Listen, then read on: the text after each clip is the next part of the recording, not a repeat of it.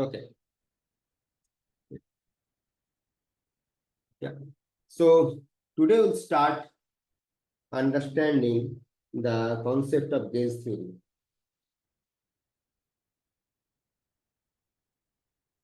So in the previous lecture, we have seen that when a field is transforming, right, and that we have basically noted that this transformation parameter, which we call this theta, and the theta, when it has a no space-time dependency, that time we call them is a global symmetry. But when this theta has a space-time dependency, then we have noted that because the derivatives also act on this theta, so this kinetic term was not invariant, and that symmetries we call the local symmetries. So whether it's local symmetry or which is also known as the gauge symmetry, then how to reformulate your quantum field theory such that we can still claim that this new modified theory is invariant under local symmetry and which we call as a gauge invariant. Okay, so let's try to do that. And with a summary about the global symmetry, that in case of global symmetry, what we noted that phi of x goes as e to the power I alpha phi of x. Okay, and this we have noted this is we call a E1 symmetry, but the symmetry is certainly global. And then we could write down an invariant Lagrangian, which is del mu, let's say phi star, del mu phi. Then that has a mass term minus m square phi star, and then we have a quartic coupling lambda phi star phi whole square, right? And these phi's are transforming in this way.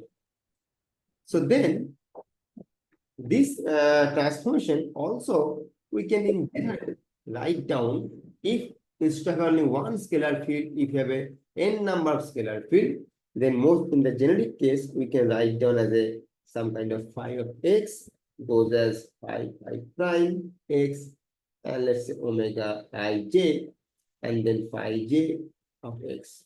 So this omega ij captures the effect of rotations.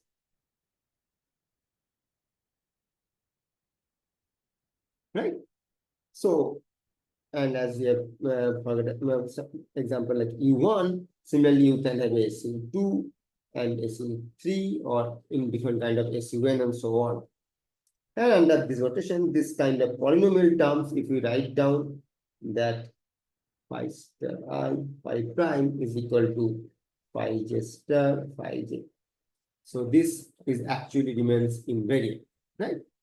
And that's when this omega ij, if we write down in terms of proper generators and so on, so what we write down this as this is transforming as exponential I theta a t a, and then there's a phi. And for as we discussed for SUN, this a runs from 1 to n square minus 1. Similarly, so you have n square minus 1 number of real parameters, and also these TAs are the generators of SUN. Okay, and you have n square minus 1 generators, and these generators will certainly follow this Lie algebra that you write down F A B C B C, and this is actually epsilon ABC for SU2. So these are the basic things that we did, right?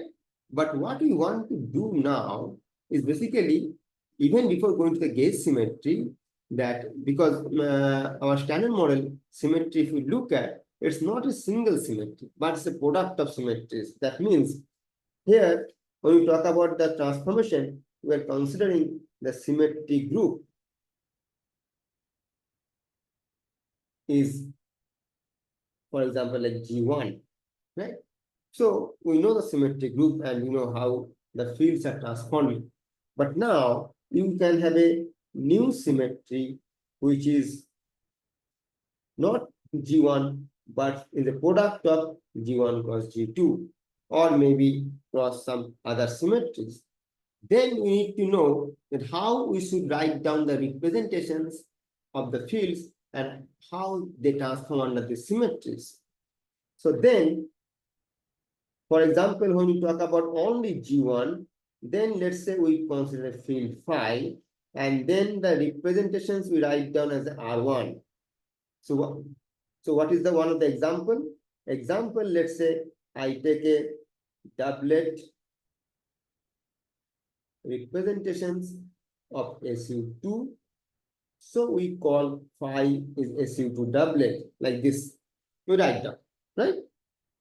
But now, when we have a multiple symmetries, then of course, whenever you pick a field, this field will have representations or the transformations under the group G1, group G2, and if some other group, so on. So it will have representations under each and individual group. Okay? Then we have to write down the representations, for example, say G1 cross G2. Then these representations will write down as R1, R2. So if your group is G1 cross G2, then you write down the representations in the following form. This implies basically this is the representations under G1, and this tells you the representations under G2. Now, what is the nicest example we can have? For example, consider the standard model gauge group. So you can ignore the word gauge at this point if you think about the standard model group only. So let's say our symmetry is SU3 color times SU2L times U1Y. Okay, and then if you think about, let's say, the quarks, okay, let's say Q, and they have this representation when I'm write down 3, 2, and some hypercharge, let me call it Y1. Now, how do I read these representations? I read the representation following way, that these quarks are basically SU3 triplet. So if you look at the ordering of the symmetries and the ordering of the representations should be consistent. So I have written on SU3, SU2, U1. Then your representation should be written down. The first representations correspond to SU3, the second one corresponds to SU2, and the last one corresponds to U1. So if you change the ordering of the symmetry group, you can certainly, but then you have to consistently change the ordering of the representations such that that should be reflected that which representation belong to which group. Okay. So here, then I'll read that these quarks are basically SU3 triplet, okay, and they are also SU2 doublet, and they have a hypercharge value which is Y1. Now, there are other singlet quarks which we call, let's say, UCL is one of the example, okay, and then we write it down as a 3 bar, 1 with some hypercharge. Now, how do I read this thing? Because these are SU2 singlet, that's why the 1 is there, okay, and then we call them SU3 anti-triplet or conjugate of SU3 triplet, okay. They do not carry any kind of SU2 weak charge, but they have a hypercharge Y2. So now, looking into these representations, we know how do they transform. And because the gauge groups are basically direct product, so their representation transformations are also independent to each other. That means when do they transform under SU3, that rotation in the SU3 space will not affect the transformation in the SU2 and U1 and simultaneously for individual ones. So let's take an example of this and how the quark field transform. If you write down, then you write down this exponential. So SU3. Sir, Yes. sir, I have a doubt. Yes. Sir, You are writing UCl and SU2 under U. SU2 is 1, right? Yes. So what you are representing here? I'm not getting exactly. Okay, And okay, the okay, code okay. SU2 is 2. Yes, okay, Could you good. elaborate all these things a little bit? Yes. So let me, it's a nice question to draw my attention here. So thing is basically in the literature, what they write down the standard model fields, which are basically SU2 doublet, generally they are written as a QL, like left-handed object. And then which are singlet, you have seen them writing as a UR, DR in this way, right? Because they are right-handed, Yes, sir. and that's why you call them SU2 singlet. But actually, if you write down this way, this is in conflict with the actually quantum field theory sense. The reason is the Lagrangian, when you write down, when you talk about the Lorentz group, we'll see you basically you project out the representations of the whole fermion in 3 plus 1 dimension as a left chiral and right chiral. So you work with either with the left chiral fermion or you work with the right chiral fermion. Okay, the left chiral fermion are singlet under the SU2R representations, and right chiral fermions are singlet under the SU2L representations.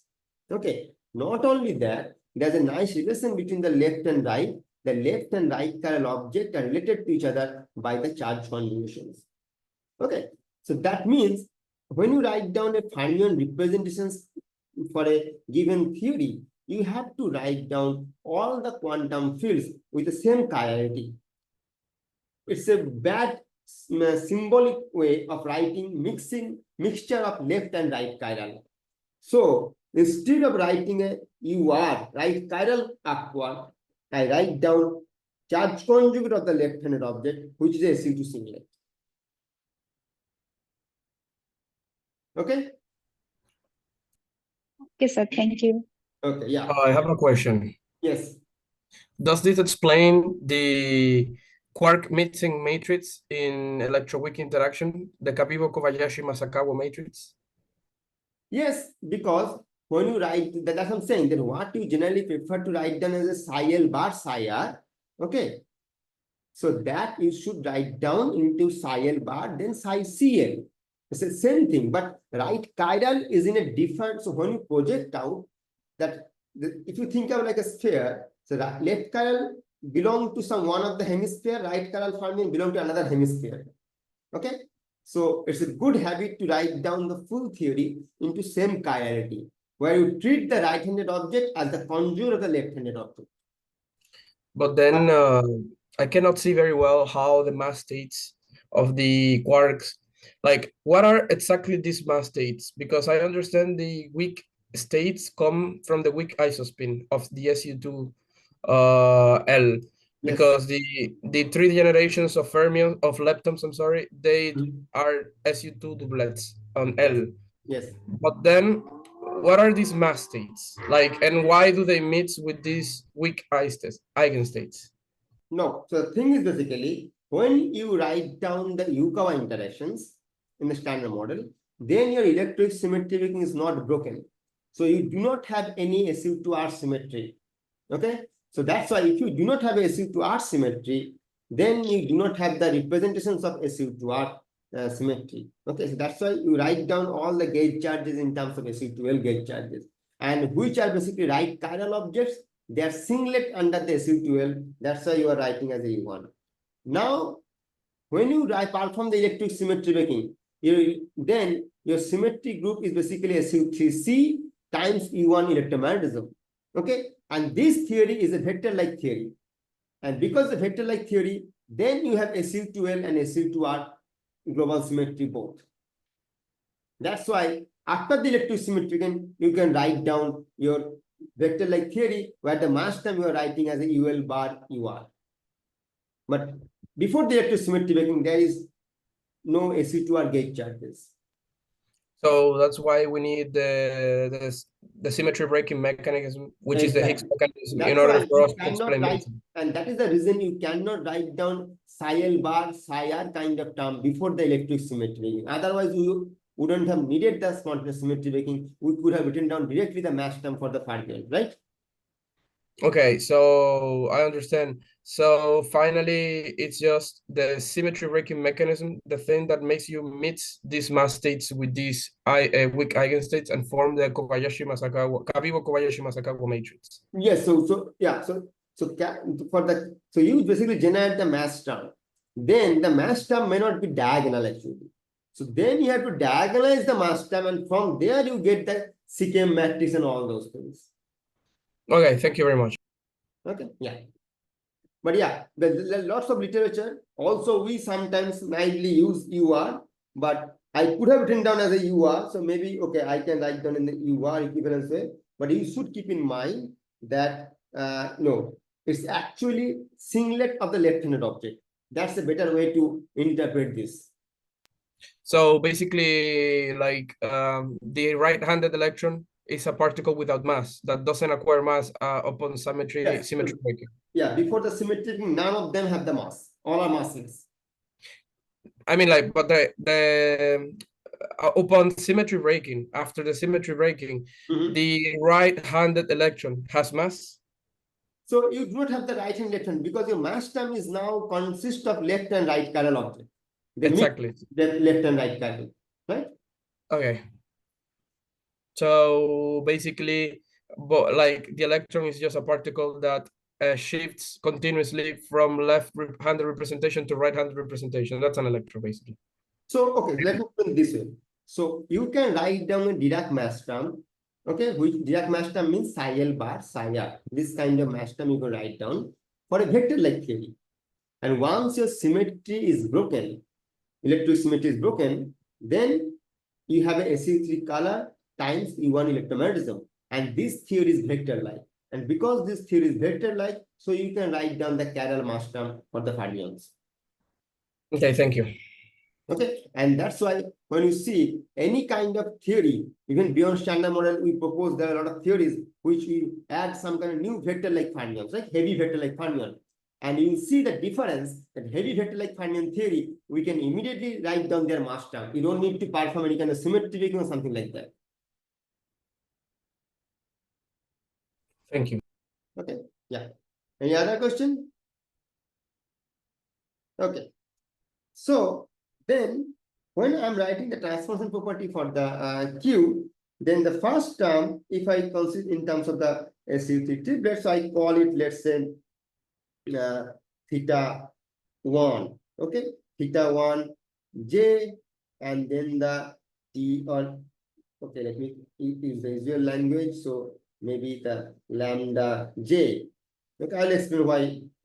Then corresponding to SU2 transformation, I'll have this transformation I theta, or maybe I can write under theta C. This is theta weak with K, P, K.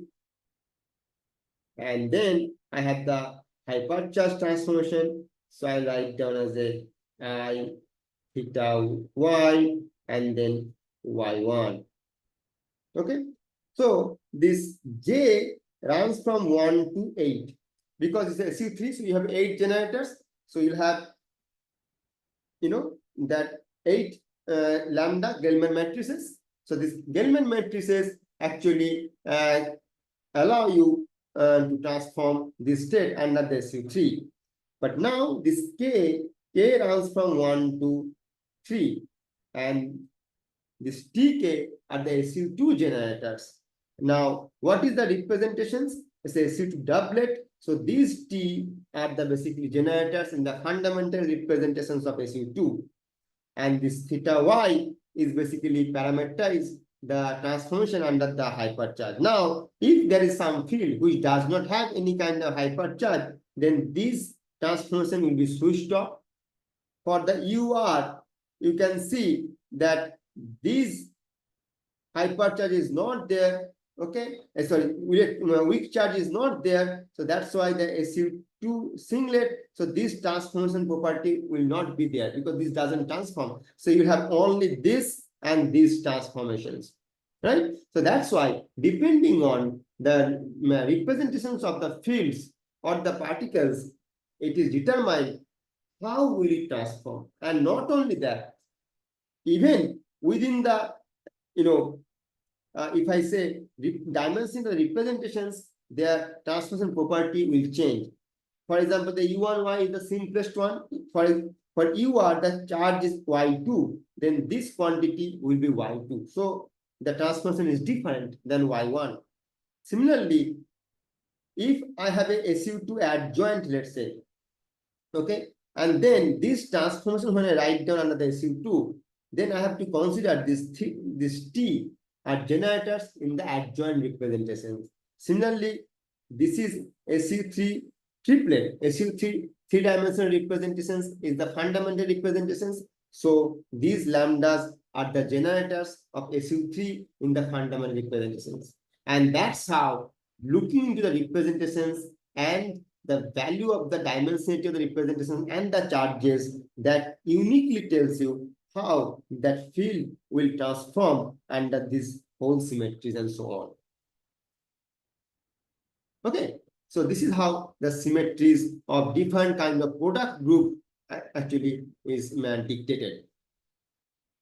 Okay, because this will be useful because when you talk about the standard model, as I mentioned, the standard model doesn't have only one symmetry, there's a product of symmetries. So then you know why it is important to assign the quantum numbers of a given field under all the gauge charges, SU3, SU2, E1. And whenever you see this kind of quantity in the literature, you understand what does it mean.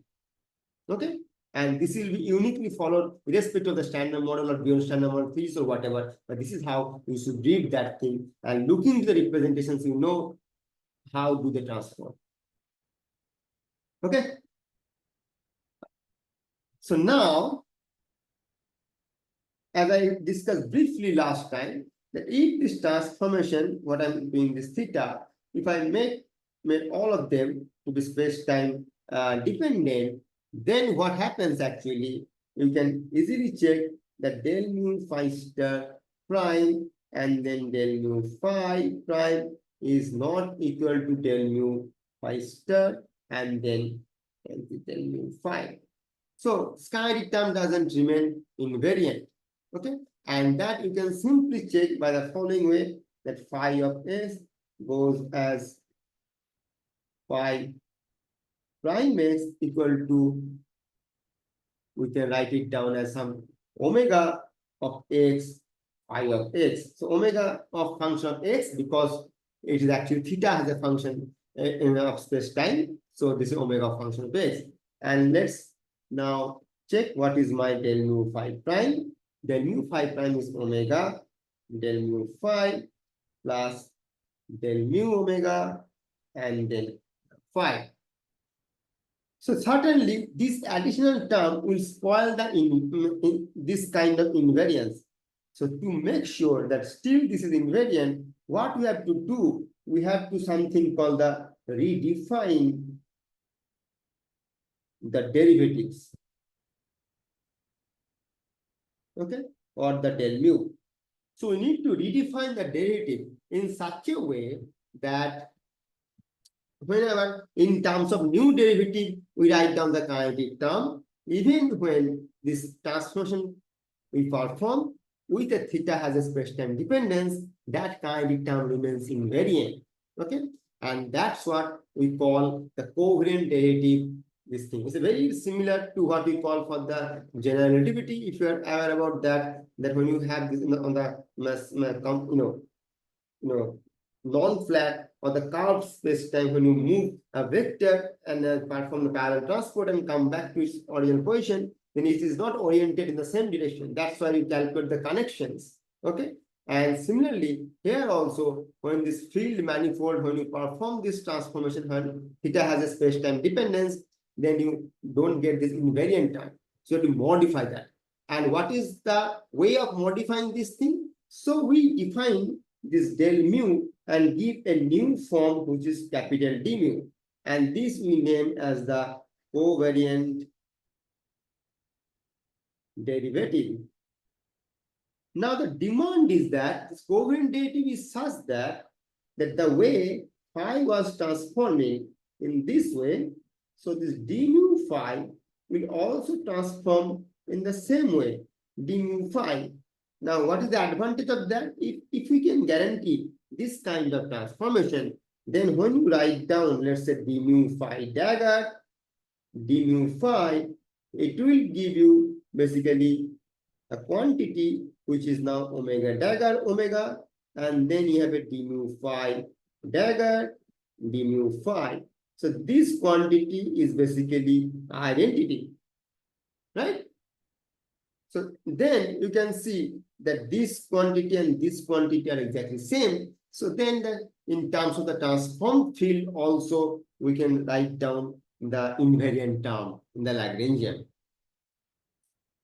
So this d mu phi is given as del mu phi plus some a mu phi. If we write down in this way, okay, and then you can write down this d mu phi prime as omega del mu phi plus del mu omega phi plus a mu prime omega phi, because gauge fields also now transform. Okay, you do not know how to do that transform, but now if you demand that this should transform in the same way as the field, that means this should be omega times d mu phi, then you can solve that equation and then find out that, okay, this should take this following form, omega del mu omega inverse. Okay, and if you combine, we have these two transformation, then you can show that the mu phi is basically transformed as this. So now, what we have incorporated in this theory, that earlier when you have this global symmetry, then with that global symmetry, if we start with a scalar field, in my theory, there is no other new fields we have to incorporate.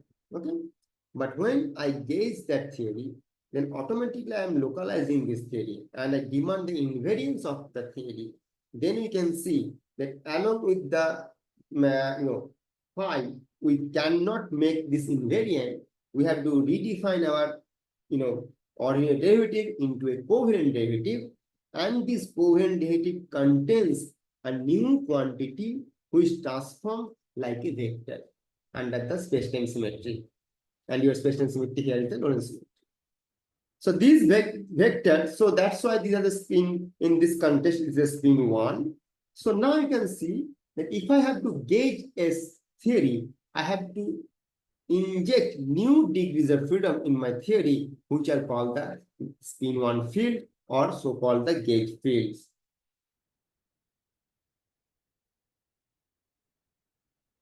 Okay, and these gauge fields also transform, but their transformation properties are uniquely determined or fixed because your theory needs to be invariant under the local symmetry.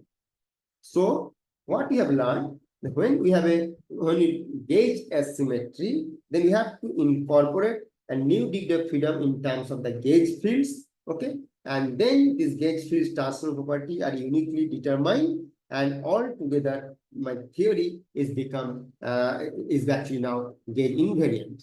Okay, so then my gauge invariant Lagrangian, when I write down in the following way: del mu phi dagger and then d mu phi minus m square phi dagger phi lambda phi dagger phi whole square, with your d mu phi as your del mu phi plus a mu phi.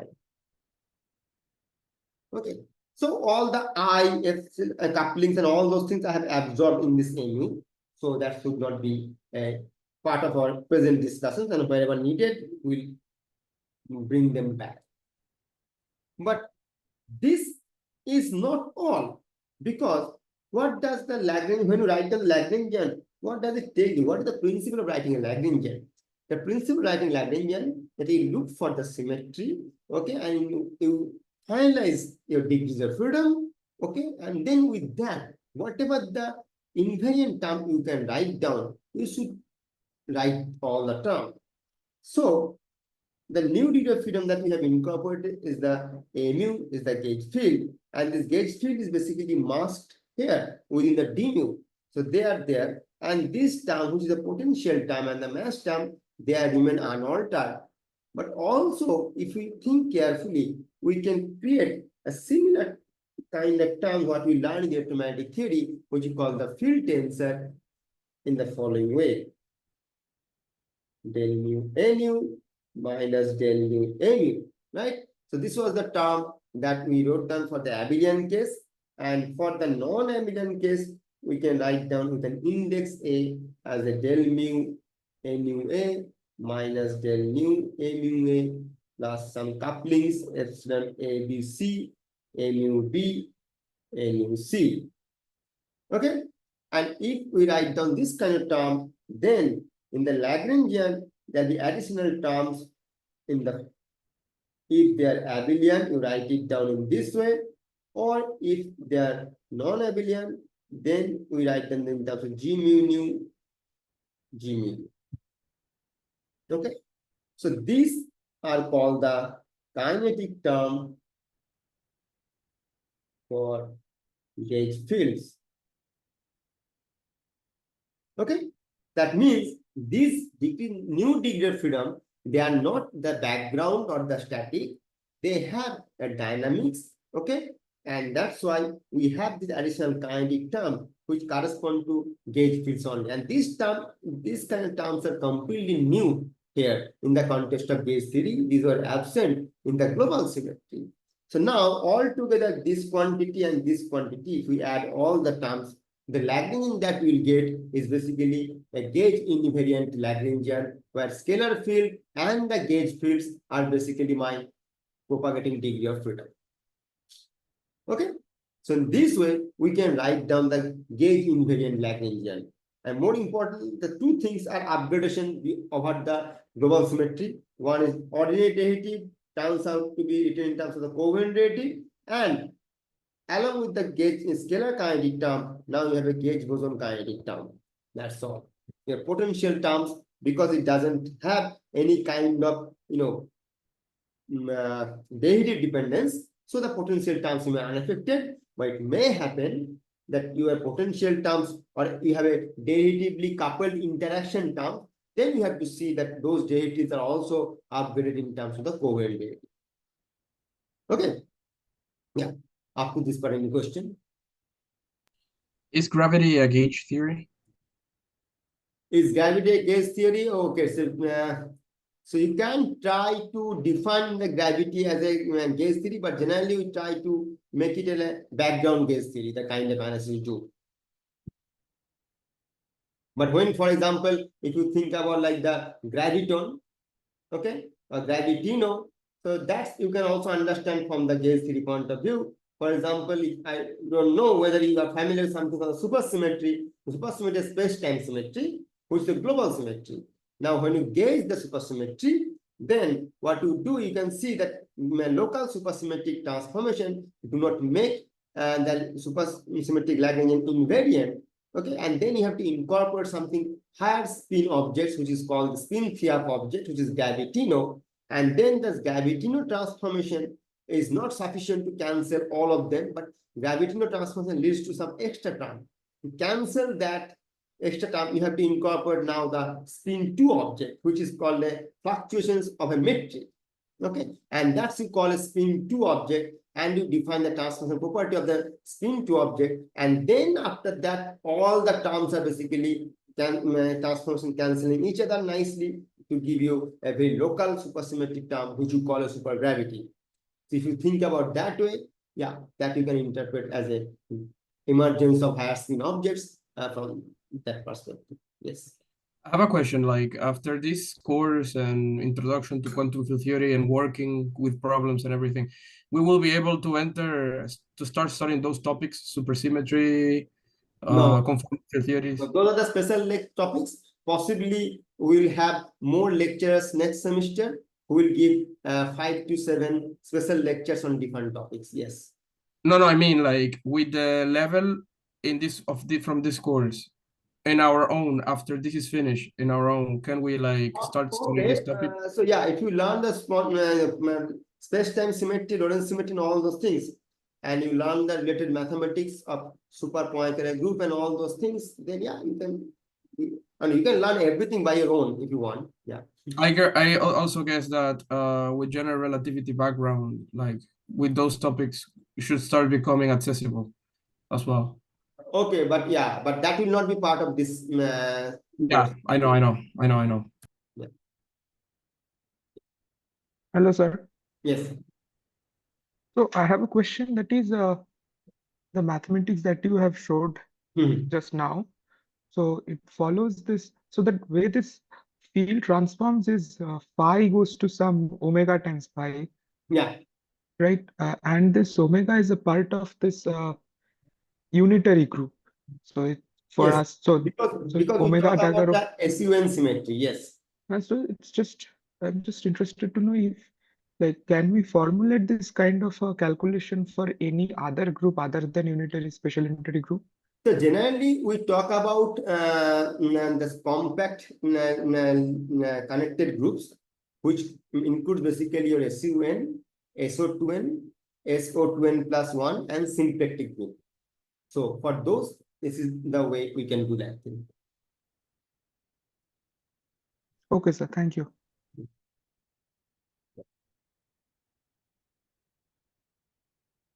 For example, if you want to gauge, let's say, SO group, SO3 or SO4, then omega will be transformation corresponding with SO, but still then omega transpose omega will be identity.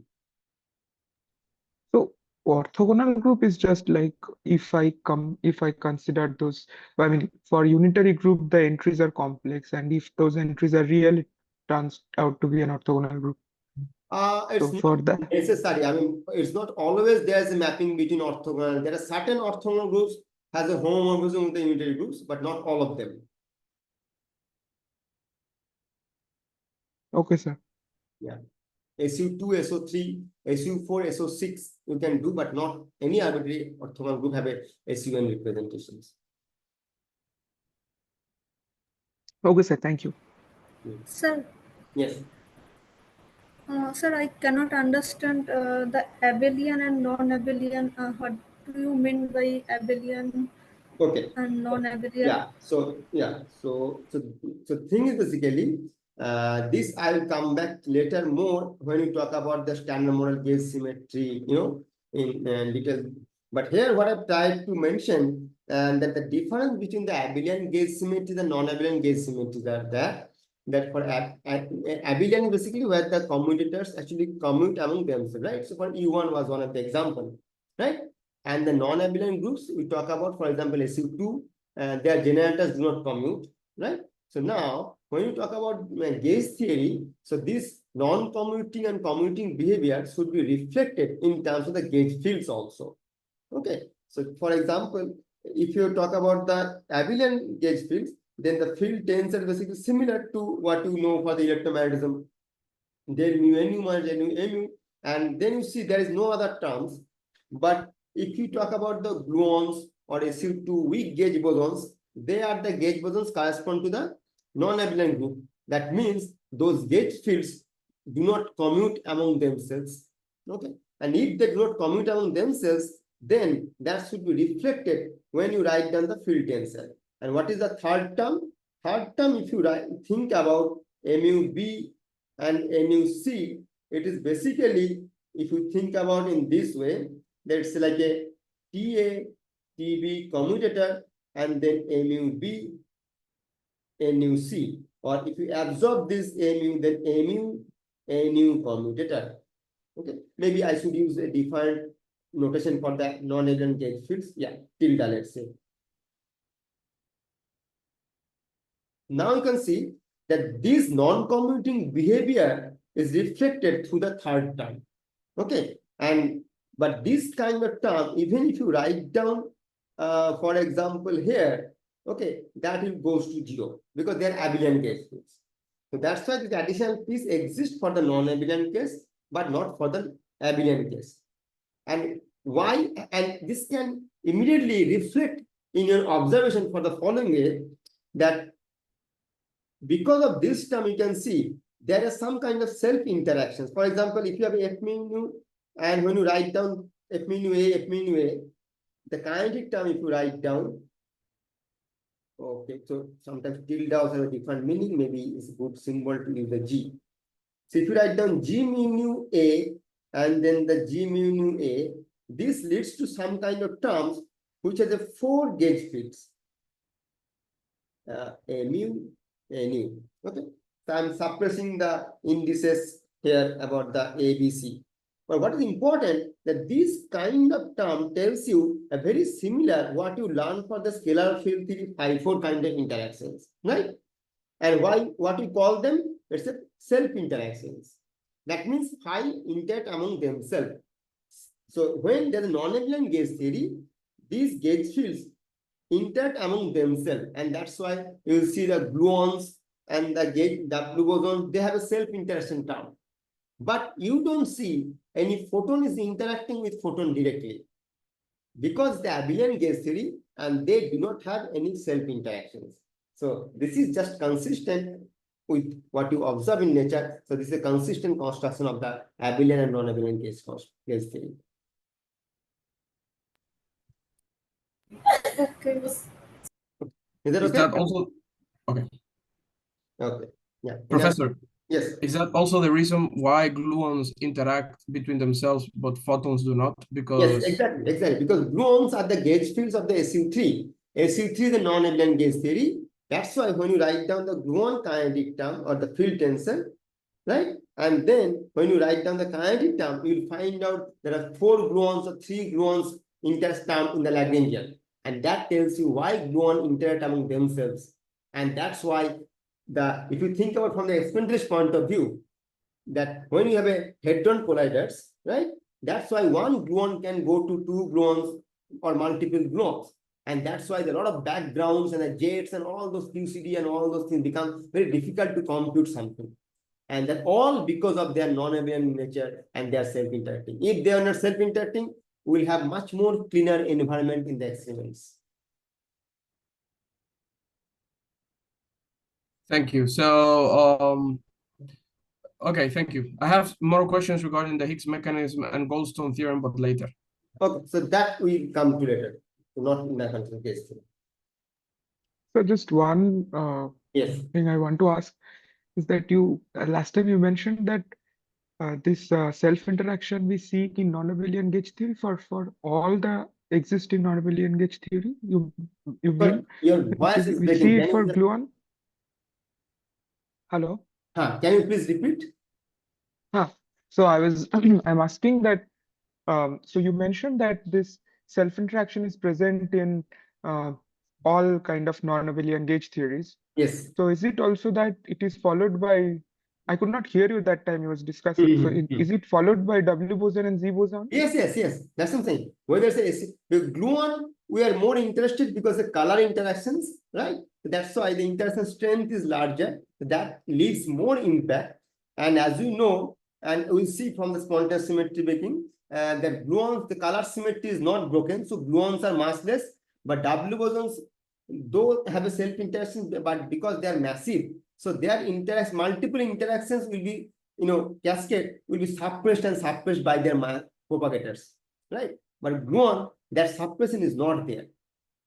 So that's why I give the example of the gluon, but you are absolutely correct that because the C2 gauge bosons, they will also have a self-interactions. Yes, that self-interactions are there.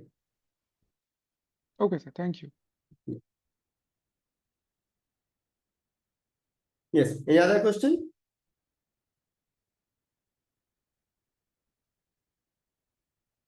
Okay. So I hope you get an idea about the global symmetry and the gauge symmetry, how the global symmetry requires to be modified to the coherent relative, and the addition term of the gauge kinetic term comes into the picture. And then also if you have multiple symmetries, then how to write down the representations. Okay, because all these informations will be necessary for us when we talk about the standard model particle physics. Okay, and whenever then later required, to understand about the detailing about the coherent derivative and all those things, we'll come back to this thing, but this is the basic understanding. Okay. Okay, so one more point regarding this, example when what I was giving, that was the quark doublet, which is charges like this. Now you see, so now if I gauge that symmetry, the standard gauge symmetry is gauge. That means you will have, gauge boson corresponding to SU3 color. Okay, then you have a gauge boson corresponding to SU2 left, and then you have a gauge boson corresponding to Y1Y.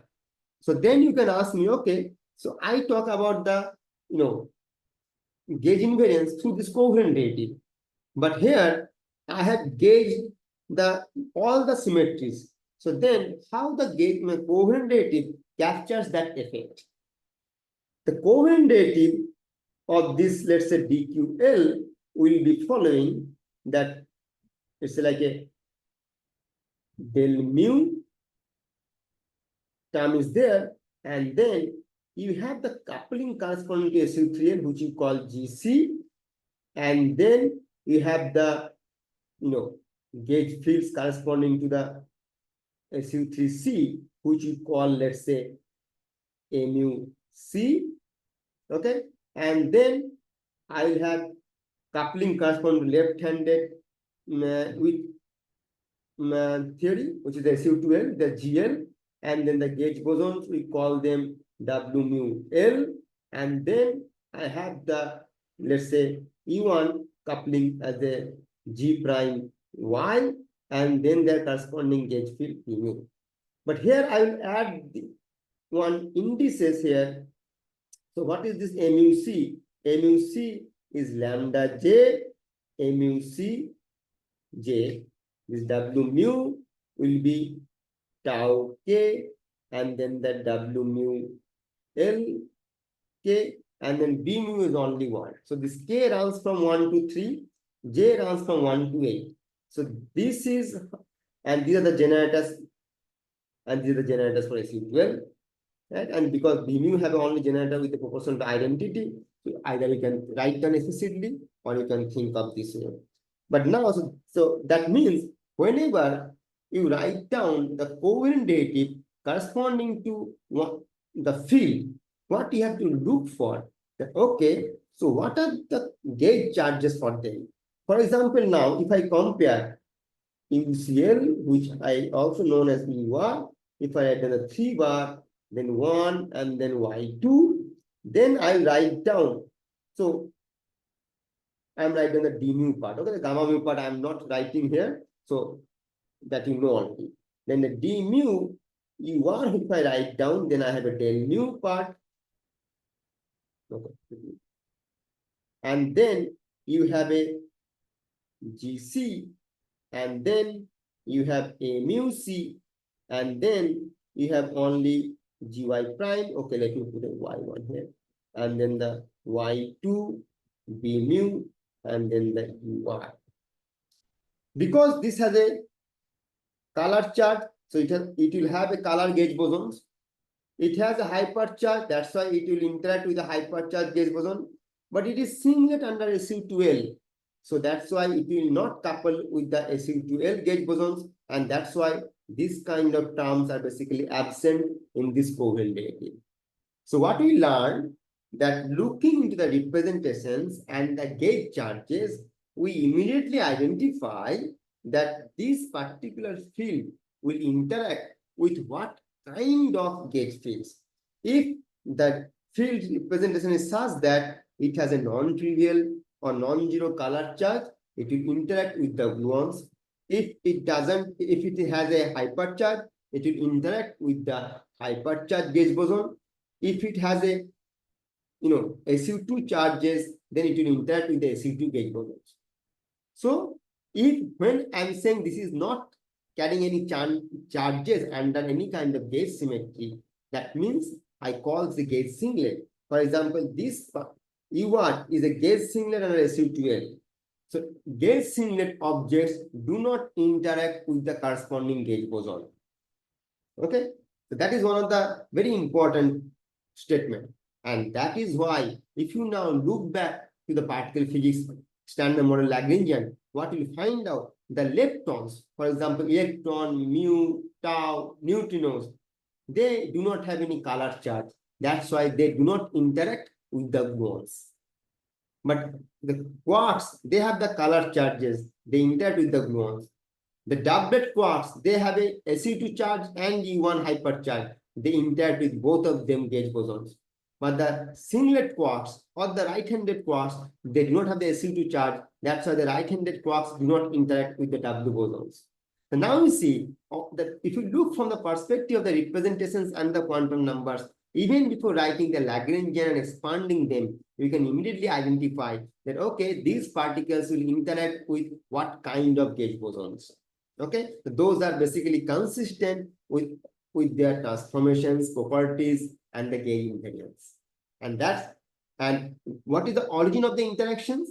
Origin, all the particle, whether it's a scalar or fermion, their interactions with the gauge fields is pop out from kinetic term, because the kinetic term has the covariant derivative, and the covariant derivative contains the gauge fields.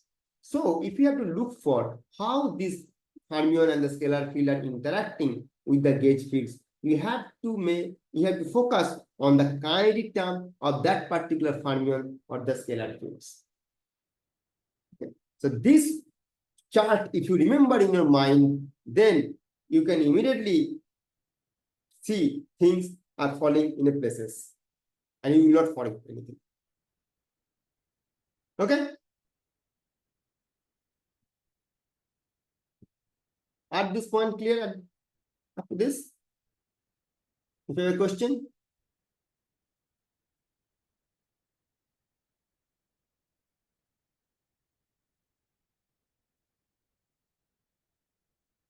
So up to this part was the gauge theory, what was required for our discussion, and that is fine. So now we can go for the next part, right? Okay.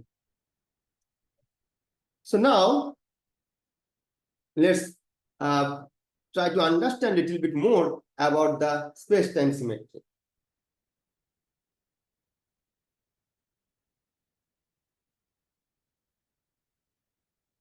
Okay.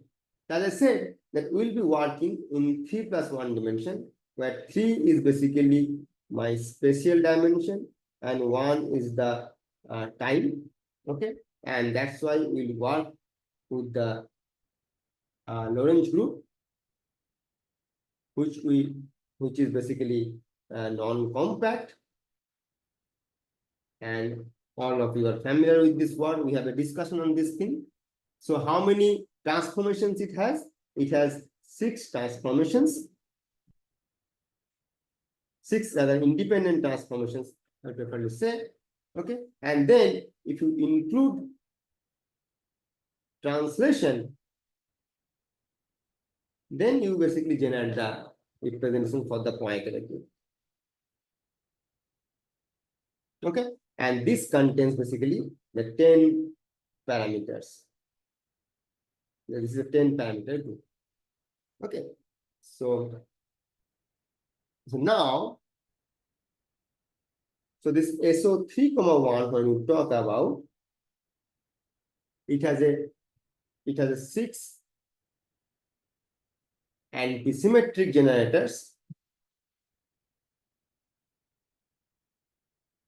Okay, and these are called mu nu, and they satisfy the following algebra: m mu nu m rho sigma equal to I eta mu alpha m mu beta minus eta nu alpha m mu beta plus eta nu beta m mu alpha minus mu beta m mu alpha.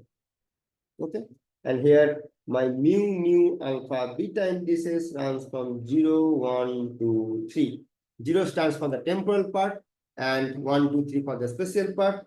And this is the metric that I'll be using as a diagonal minus 1, 1, 1, 1. So the transformation of coordinate, as we have briefly also discussed previously, this we write down as a mu nu x nu, and we know a mu nu equal to minus of a mu nu because antisymmetric. Okay, and how to write down the Lorentz invariant quantity? We write down Lorentz invariant quantity this, and this is what it implies for xi square. So this is different than the Euclidean length. This is the Minkowskian length, which is invariant. And if we find out a mu nu x sigma commutator, which gives me eta mu sigma x mu minus eta mu sigma x mu. Okay, so these are the basically algebra of my theory. But now the question is basically this is a non-compact, so all the unitary representations are which are basically look for these non-compact groups are infinite dimensions. Okay, so then how to construct the finite dimension unitary representations from them? So what we can go in the following way, that we can look for the SO4, right? So SO4 have how many generators? It has a basically 6 generators. So this you can write down as SO3 times SO3, because you can count the 4 into 4 minus 1 by 2, because n maintain minus 1 by 2 for SON. So it has 6 generators. And if you look for SO3, these are 3 generators, right? So you can have this kind of isomorphism from the algebraic point of view. And then what you write down your Mij as epsilon ij k, jk, and m0I you identify as your ki, where ki are basically your boost generators, and this gives you basically the rotation. And that's why you have 3 rotations and 3 boosts.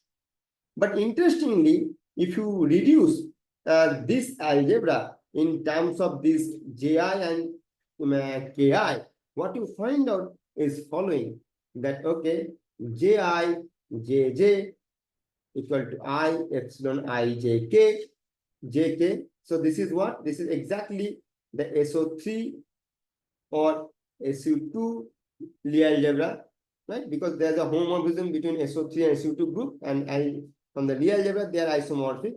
So that's why their algebra is same and close because when you talk about the commutators between Ji and Jj, you do not generate any new generator. It belongs to that set. That's why this is a closed algebra. But if you look at the following thing, for example, Ji, Kj, and then if you calculate, you get epsilon ij k, kk. Not only that, if you calculate ki, kj commutator, you get minus I epsilon ijk, jk. And these two are important because if the j and k generators, when you take a commutator, for all an ij, they are not 0. That means you cannot really decouple these 2 sectors of boost and rotations. And what does this mean? That if you have 2 boost generators and you perform 2 consecutive transformation under the boost, and you change the order of this transformation, their difference is not 0, but that difference is equivalent to a rotations. So 2 consecutive boost generators may generate a rotations. So they are not independent. So if they are not independent, so we cannot define a 2 subspaces within the SO3, 1 where we can consider them to be independent. Okay. So what we have to do, and because boosts are not unitary, so we have to be very careful about their representations. So then we do some kind of a complexifications and take a linear combination about the rotation and the boost generators, and there we define this new set of generators. So it's like a change of basis, but with a complexification. So we write down in this way. So now you have one set is defined as the Ji plus Iki, and then another set is basically Ji minus Iki. So you generate these 6 such generators, and once you do that, then what you can do that you can create these two subspaces out of that, okay? And then you can perform the rotations into two different subspaces. Let me explain how you can do that thing. For example, if you Sir. talk about the, yes, do you have a question? Yes, sir. Yeah. So the expression for M, the commutation of M mu nu and M rho sigma that you have written. Yes, this one. Yes, the Yeah. sir, can you please explain that again? I mean, how Okay, does so that come? actually, I'm not deriving this. Okay, but if you start with SO3, 1, if you take their generators, they follow this algebra. So you can prove this actually. Okay, so this is the algebra they follow, and you can really prove this thing. So what I'm saying now that instead of so after doing this, you identify your component of M mu nu as the rotation and the boost. Okay, and then you decompose this mu nu in terms of ij and 0. Okay, and there you find reduce from the previous commutation relations these relations. Okay, for the ji and kj, and then we'll find out that JIJJ, that commutator is closed, but KIKJ commutator is not closed because it gives you rotations J, and also J and K, they are not independent. That means rotations and the boost, they are not independent. Okay, so that's why one needs to, do complex combinations of Ji and Ki in such a way that these are individually actually satisfy your SO3 algebra. So they satisfy SO3 algebra and this satisfies also SO3 algebra, and which are independent. So effectively what you are doing, or you can think of in terms of the SU2 also. So now SO3, 1, this 4-dimensional space time, you are now decomposing in terms of two SU2 Sir, representations. Yes. so this way you are defining the new generator of SO3.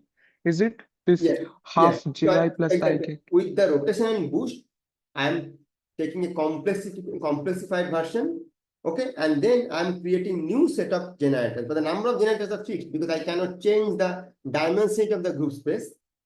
So it's like a change in basis, but in a slightly modified form. It's like complexity. So in the basis, when you rotate, we're rotating, but here also it's called the kind of a complex rotation you are doing. Okay, and that's why the presence of I is here. Okay, so you make these rotations, special rotations, and then you create 3 and 3 generators such that one set of 3 generators are close among themselves, other set of 3, yes. Okay. So other set of 3 generators, they are close among themselves, so they don't talk to each other. So now I have made 2 orthogonal patches. It's like a representation space. If you think about, they are 2 written in a block diagonal form. They are not affecting any other. So I can create 2 groups, representations, basically comes from the SU2 and SU2. Okay, and so then we can actually play with this thing because we know how the SU2 representations are there, right? So we can use that information to create our SO3, 1 representations now. And we know SU2 are the compact. So that's why SU2 representations are unitary and finite dimensional. So then we know how, though we start with a non-compact symmetry, but we can write down the representations in terms of unitary and finite dimension. That is the trick we are following here. Okay.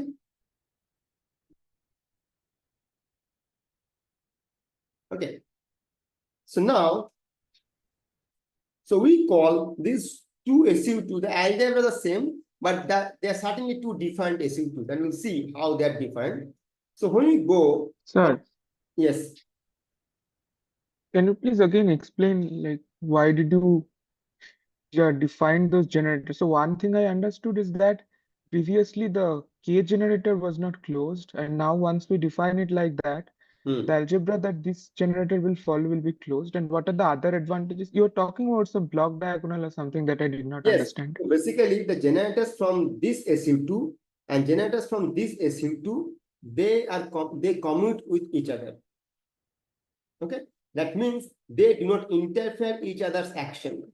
So that's why in a matrix notation, if I write down, I can write down one SU2 here, another SU2 here. Okay, and that is what I call the block diagonal form. So earlier I could not write down rotations and the boost in a block diagonal form because each actions affect the other one. But here, the way we have decomposed now, this I have written down in a block diagonal form. So this group space is independent of the action of this group space. That's the advantage. Yes, thank you, sir. Okay. So now what is the connection between these two SU2s? That if I change like a spatial parity, xi going to minus xi, that eventually means that ji going to minus ji and ki going to minus ki. So then it is actually interchanging the SU21 and SU22. So if I call them just nomenclature wise, so that is the action of the parity. Okay, and then the representation follows. Basically, ji is driven by sigma I by 2 because that is the SU2 representations, and the boost are written as I times sigma I by 2. So any with psi L will be transformed as psi L prime as it is for I half sigma I omega I plus I nu I and then acting on psi L. So nu I is basically the boost parameter and this is the rotation parameter. Okay. So then, but you can see that when I'm saying psi L, then basically there is no minus sign. Okay. So the psi R, if I write down, okay, that will be done the similar way by the minus sign. So now you can see that why this ji plus iki gives you the left chiral transformation and the ji minus iki, they are the generators which you transform the right chiral fermion. So now what you are doing actually, you start with the fourth dimensional representation. In a fourth dimension, your fermions are basically have 4 components. Why?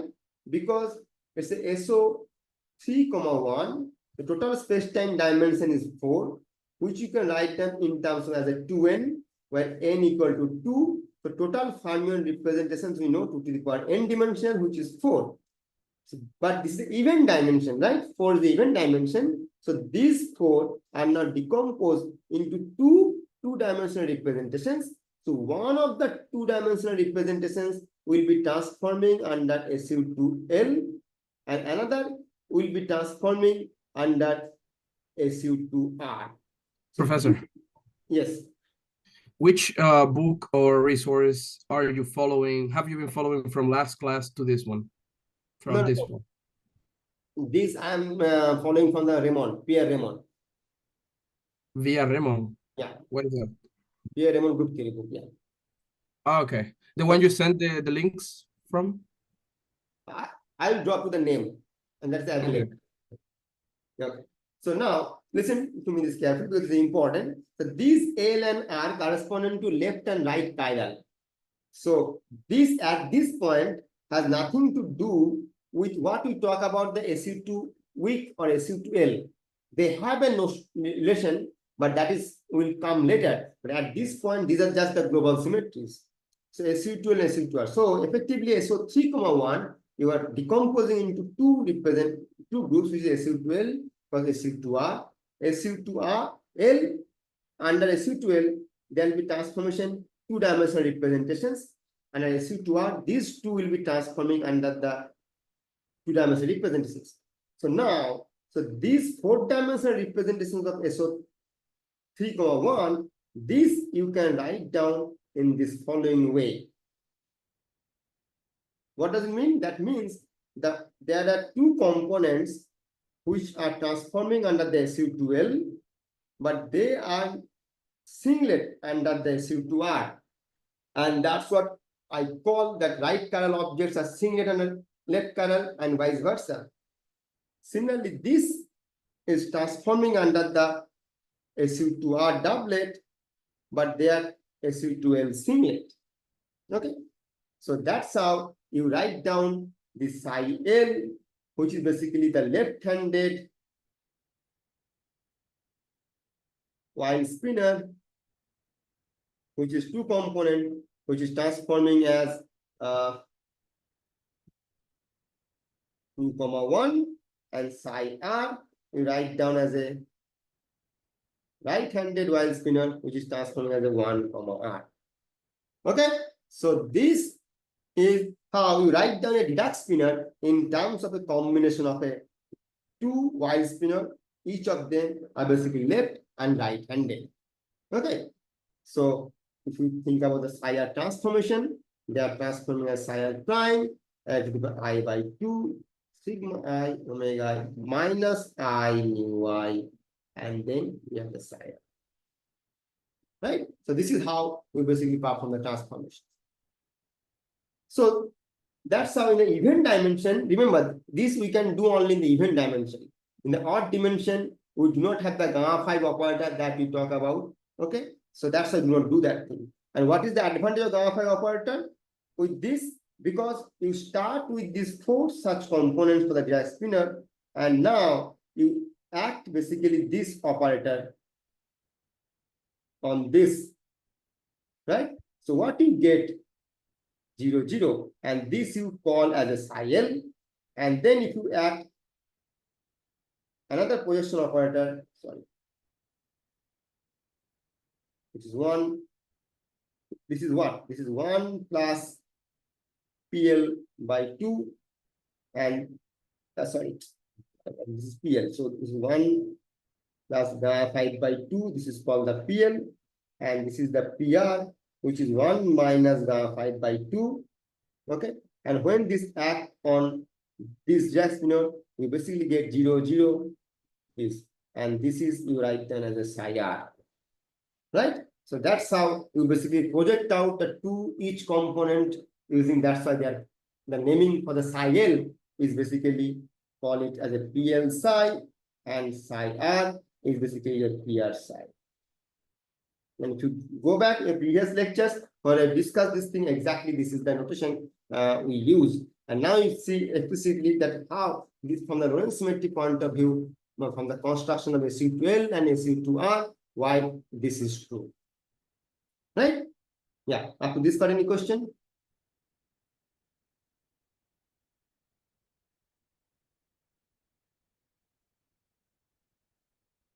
Okay. So now what? Sir, Yes. the last part is not clear actually. Can you please explain in Which again? part? This part? Yes, Okay. exactly. Yeah. So as I said, that for the when we 3 plus 1 dimension, when we write down the Fermion representations, it's basically 4-dimensional, right? The 1, 2, 3, 4 components are there, right? And now when you write down in terms of SU2L and SU2R, so all these fields should be clubbed in terms of either SU2L and SU2R. The question is how? Now, to do that, the way we decompose SO3,1 in terms of SU2L plus SU2R, it's equivalently from the representation point of view, we are using some kind of projection operator. And what are the projection operators? The chiral projection operator. And if you remember in previous lectures, I think in the second or third lecture, we talk about the projection operator PL and PR constructed out of gamma 5. Now, what is this gamma 5 explicit formula? If you use the diagonal 1 minus 1, so if you calculate 1 plus gamma 5 and 1 minus gamma 5 by 2, you basically get these two matrices. So now when you act position operators on the 4-component thing, it will project out the first 2 components and make the other 2 components to be 0. They are not projected. So that's why when the left projection operator acts on the Dirac spinner, what it gives you is the psi L. On the other hand, when the psi R is nothing, but when the right projection operator acts on the Dirac spinner, and you get the last 2 components, and that is your psi R. So these are 2-component objects, but what you can do, adding this 0, you can still write down them as a 4-component object. So either you write down as a 2-component object, or in the 4-component object, you just add these zeros. And still, you can write down the whole field theory in terms of 2-component or 4-component. Okay, sir. Thank you. Okay. Okay. Okay. So now there's another important part is if you look at the x nu p nu commutator, what you get is basically I eta mu nu. It's very similar to the way we quantize the theory, right? X p commutator I h bar, and that is a generalizing in 4th dimension. You can think of that way. And then if you look at the m mu nu is actually x mu p nu minus x nu p mu plus s mu nu. Okay. This part is nothing but my spin, and this is my orbital angular momentum. X r cross p. This is the generalization in that, right? So orbital angular momentum. Now, if I think about psi L, now for psi L, if I write down the Sij, it's basically epsilon ijk sigma k by 2, and S0I is my sigma. Okay. So then, when you have this momentum P, what does it mean? You are actually working Poincare group, Lorentz plus translation.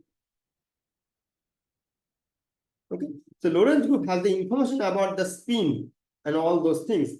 But what happens when you have the translation is following. It's very interesting. So now your x mu is transforming as s mu plus a mu, which is basically, let's call constant at this point. And then you can calculate the commutator of the Lorentz generators and the additional P translation generators. And then you find out the sigma P mu minus eta mu sigma P mu. And these two translation actually commutes among themselves. Okay. So that's how what you can think of that Poincare group is actually the Lorentz group, and then is a semi-direct product with the abelian translation. Okay, this is the semi-direct product.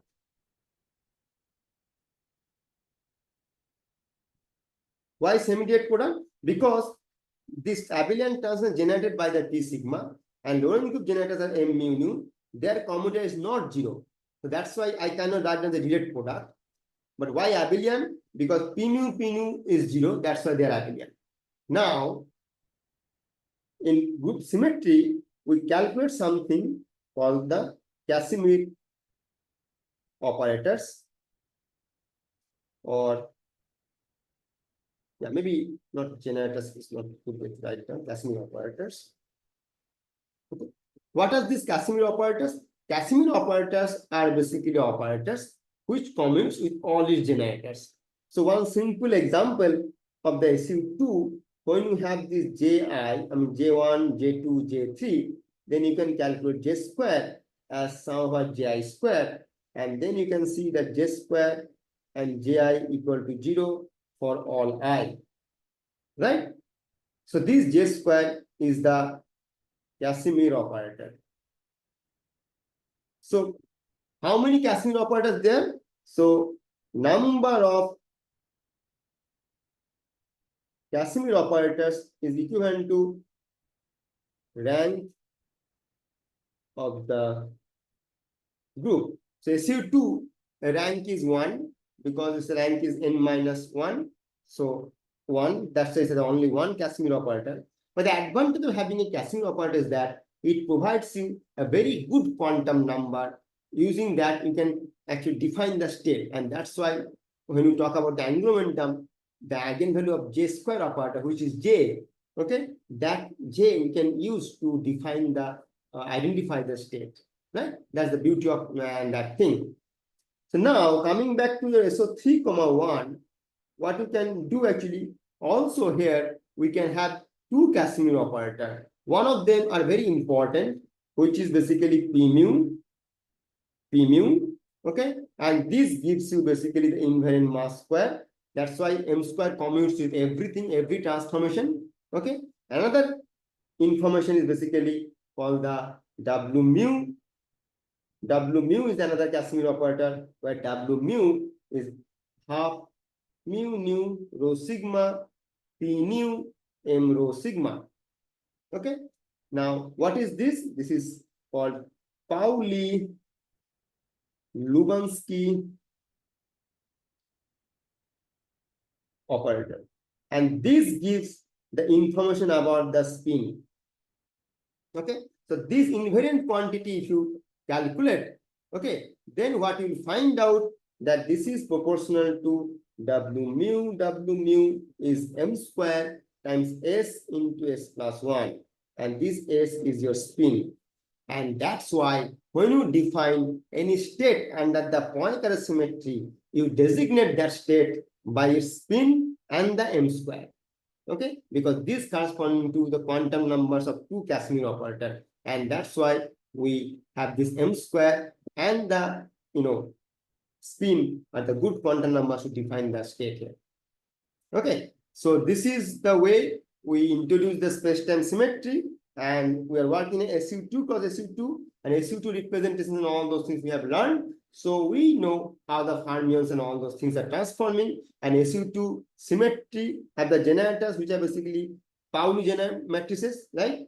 And that's why when you talk about the Dirac-Clifford generators, gamma mu, so these gamma mu we can write down in terms of sigmas. And now if you go back to the fermion field theory when you discuss and look at the gamma matrices, they are written in terms of the 4x4 gamma matrices, written in terms of 2x2 spin Pauli matrices. And the reason is basically this construction that the 4-dimensional representations we can write down in terms of SU2 cross SU2. And that's why all are basically connected and nothing is accidental. And to the direct product of the sigmas, we can construct these gamma matrices in any arbitrary space-time dimensions. Okay, so this is the representation theory would require for our analysis. And so I think today we have enough material to understand, starting from the gauge theory and then the representation theory from the space-time and connected with the fermions and all those things. So today I think I'll stop here, and next time we'll start with the abelian gauge theory quantizations and the scattering and all those things. Yeah, but up to your any question. Yes, I remember you. Can you please drop the resources for all of this material also for last lecture? Right? I'm just reminding you of please dropping the names of all the materials and resources, either from this lecture or also from the last one.